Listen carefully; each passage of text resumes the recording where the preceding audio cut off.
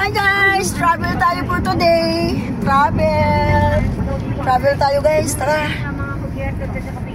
Ito, tingnan nyo guys. Bawal yung elbow. Ay, on the table. Walang ganito. Alam mo, parang sabi nga nila parang siguro mo. Ay, ito ay nagagamit mo hanggang ngayon. Diba guys, ang ganda-ganda ng mga view dito. Ayan, daming mga puno. Ayan, mga prutasan. Wow, ganda naman dyan. Mga prutasan. Siguro mura lang ang mga prutas dyan. Bili tayo ng mga prutas. Pero ang sa akin is, I take that from my learning. Wow. Ganda talaga dito. Yung kagustuhan ko lang dito guys, yung ang lapad ng highway, ng kalsada, sobrang lawak. Diba? Ganda ng mga view. Pero hindi ko sinasabi sa mga younger generation, kami ganun noon. No. I know that it is generational and we have to adapt also. Being from first generation. Oh, dahil ayan o, may mga prutasan na naman dyan. Siguro mo. Santol? Sa pagtuturo ko sa o sige, tara. Doon, lapit mo pa doon. Ayan, lapit mo pa. So ayun guys, tara tanungin natin kung magkano yung santol nila. Oo nga, mataas nga. Hindi ka makaakyat. Kasi baka mamaya, pag nakita tayo, nakasasabihin mo, o paano yan? Tatanungin pa ko ng santol? Ganyan lang pa. O, ganun lang. Ganyan, huwag masyado. Okay. Layo, man lagi kayo. Walang pa. Nasa loob ako ng pinag-aralan at ako papatiin mo ako. Layo, maka lang naman. O, gaya ko porta. Abi lagi. Pagkanaog ko guys, kaya palito kong santol. Nangala man siguro niya ba? Nangala ta? Ay sa guys tara, punta ta dito ta guys. Palitag santol. Ayun guys, ipalakaw dito niya guys. Layo kayo.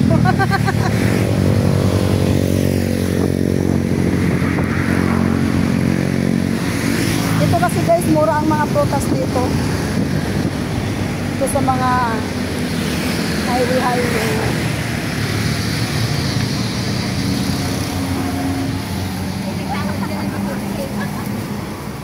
Ate, magkano ba yung santol mo? 50 po ang kilo.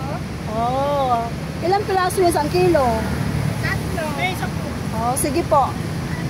50 isang kilo guys. Ilan? 1 kilo lang po.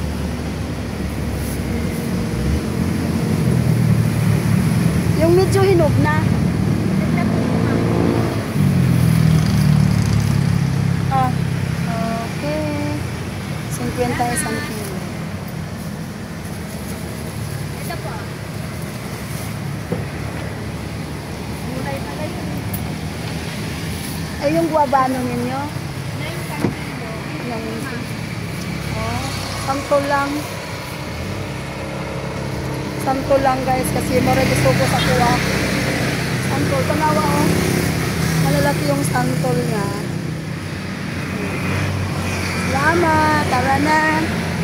So, kapalit ko guys, 50 isang kilo sa santol, tulok kabuok.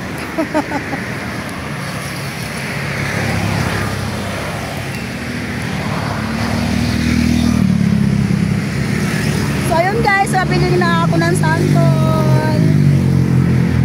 1 kilo, 50 pesos, 3 piraso, pero malalaki. So try natin guys kung matamis ba. Tamis ba yung santol? Tamis man siguro nino.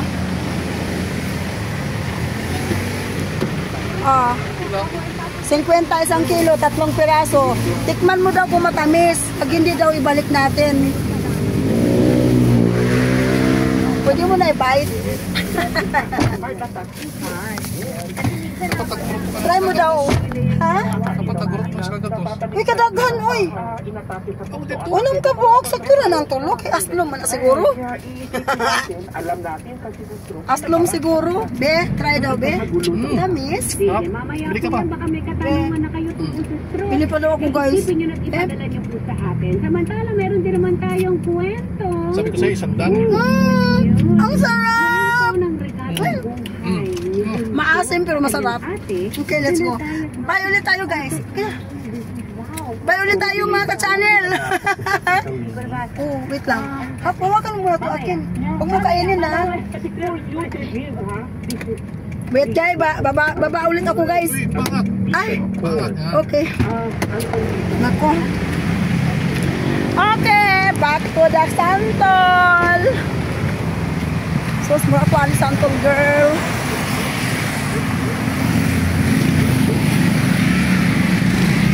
Kasi guys, pagdating daw doon sa San Juan, kainin namin. So habang nagbibiyahe siya, kain siya ng Santol. Aboy, nahulog. Nahulog yung pera.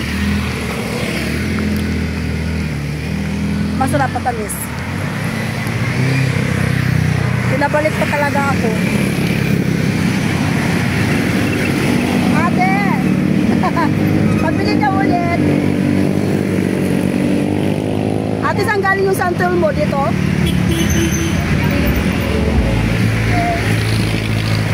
Yung malalaki daw na hinog na, matamis. Pinabalik talaga ako.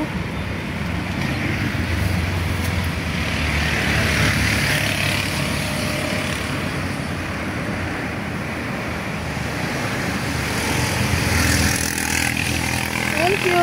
So, okay na. Bumili ulit ako. So, 2 kilo ang binili eh. Kasi kumain na siya doon sa service. Kumain na siya guys. So, ayun. Sabi ko na nga ba, masarap ang mga prutas dito. Mura at matamis. Diba guys? Yan o. Nakabili ako. Lakad tayo guys. Ang tanghi dito guys. Amuyihin ang kabayo. Amoy baboy. Sabi ko, amuyihin ang kabayo. Sila naman amoy baboy. Ganun talaga guys. Nasa bukid tayo. Nasa bundok. Ganun talaga smell. So, ganon. Let's go! Let's go. Pauwi na tayo. Oh, 3 pesos. Uy, hindi. Uy, ganun. Dagdagan man. Malugi siya. So ano ang nag-trigger? Akin yung akin. Nasa na? Allergy. Akin yung akin. Kinain mo? Ito, akin to eh. Niya po ang nag-trigger at ito na, tuloy-tuloy na. Ngayon, ang tanong ko, bago sagutin ni Doc, sa kaso mo, sa pagpapaliwanag ng doktor na tumitingin sa mga anak mo, pwede ba nilang ma-overcome o makarecover? Dadaling daw Saan ba siya lagay? May ano naman daw po. May chance na hindi na sila Masarap naman. Pagka medyo lumalaki na Matamis na maasim. hindi na po sila natitrigger. Pero ngayon Kasi- kasi medyo I know kung bakit ka bumili ng Santol. Kasi yung lalamunan niya Makati daw. Siguro sa Alikabok. Kanaglinis kami kapon. Tinatawag na asthma attack natin. pagkas ano po, Ay, pakita ko mo yung pig. minsan Ha? po sa Pakita loob sa ng tayo isang buwan, isang beses po sila. Pagka inatake po sila, kung nag-uumpisa po sa tipon, tapos pagka ano na po, inubo na po sila, doon na po sila. Ito na nga dito. Ito yung mga Maasim na matamis na masarap. Hindi mo maintindihan, di ba? ng kanyang asthma. Because an infection kasi, maybe also yung He likes Santol. Meron din. Gusto niya ng Santol. Pwede ko maitanong sa'yo, yan siya kung Ako, yung mga kain anak naman mo ay ako, pero napapunahan ng kompleto po. hindi ako masyado kasi mahilig sa maasim. Doctor na mamana po siya. namaman. May lahi ba kayo? Sa father side niya po, tsaka sa amin po. Talagang may hika. Kasi po yung kapatid ko po may asthma. Harap. Anong mga gamutan na ginagawa o ginagamit sa mga anak mo? Sila ba ay ginagamot lamang kapag sabihin natin nagkaroon ng atake o meron silang mga maintenance? Wala Kita na nyo, po, guys? inatake lang po. Mayroon po silang salbutamol zero. At kapag Papa, pwede ako maghingi nito ng isa? Dali ko kay ma'am. Ito po siya papausukan. Nebulizer, nebulization. Pero pagka salbutamol zero, po, Ayan, kapag may epekto bigay ko po, to sa boss po ko. kanila. Isa. Kahit Pwede. hindi ko na po sila pausukan. Okay. Ang Or pabayaran natin ng isa. ay isang uling gamot na ang Bayaran talaga. Kasi gusto din ni Ma'am ng santol. Gusto rin ni Ma'am ng santol eh. Ayaw niya ng santol ng ibang bansa. So if you Na rin tumaasig matamis. Yes. Wala, sukat na yung ano ko. they cannot, hindi siya makipagod. Hindi ma-recover, pwede. Pero sabihin Bakit yung sugat lamunan mo? ano ang trigger. Ha? Okay. Kaya ang trigger po nila, madalas ay respiratory tract infection. Kalulukan mo to. Sa Santa Mesa po, marami po eh. Huwag mo nunukin! Talagang madalas. Saka yung labas po kasi, daanan po ng kalsada.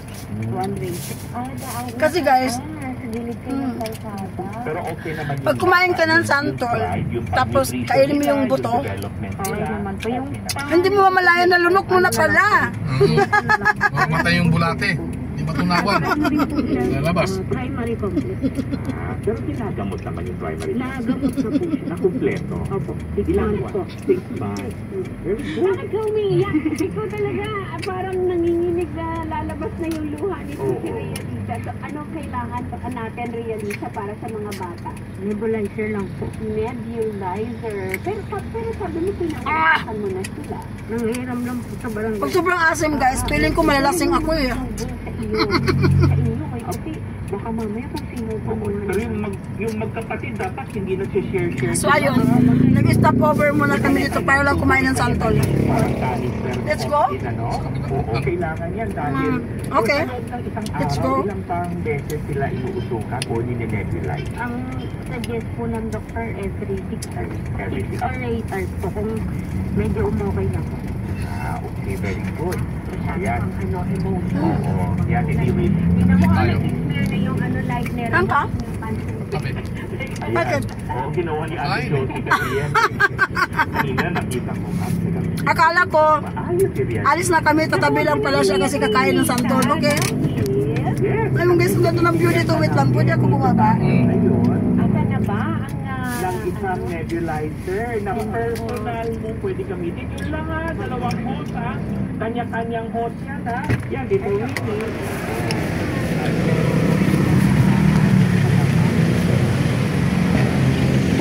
So yun guys, diba guys, ang ganda dito guys.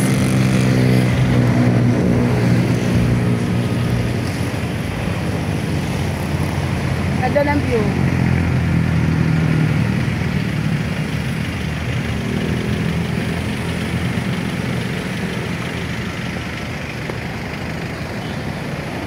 Ano to? Ah.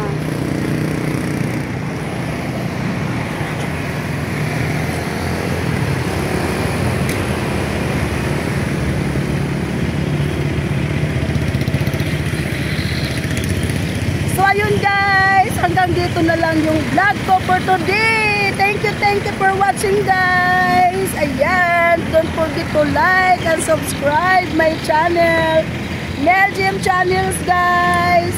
Ayan, don't forget to click the notification bell for more details sa akin mga video, mga lalabs. Bye bye, love.